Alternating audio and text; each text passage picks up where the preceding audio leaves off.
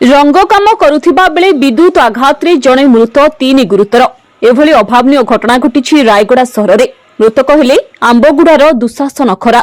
आहत तीन जण हेले विनोद नाग, लक्ष्मण कंधपाणी और दामोदर गांटा।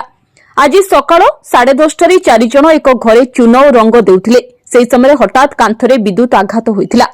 फଳରେ जनक परे जणे एथिरे शिकार होइथिले। घटनास्थल में जनकर मृत्यु होइथिबा बेले विनोद और लक्ष्मण को मेडिकल में भर्ती करा जायछि।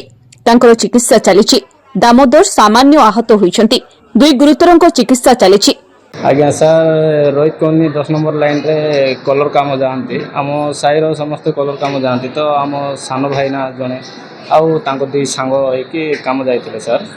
तो काम जाते जो घरे काम करुले से घरे तार थिला सर। तो बाहर काम करते से टाइम रे तारटा काम कला बेलू आम फास्ट मो बड़ भाईना को लगिला टी शर्ट रे लगिगला। तो पछारू दी जन थिले जे तांको साथी जे सागर काम करते मिसेकी भी लगी जाए।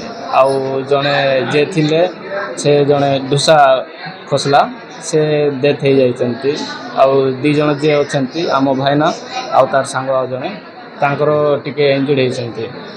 तीन जन को इलेक्ट्रिक शॉक मारता से गोटे घरे गोटे कलर दौले कलर देला इलेक्ट्रिक लगी जाता जड़े से डेथ हो जाए। आउ दी जन आसछन जो हॉस्पिटल मेडिसिन वार्ड एडमिशन होइछन दी जन जाक स्टेबल अच्छा।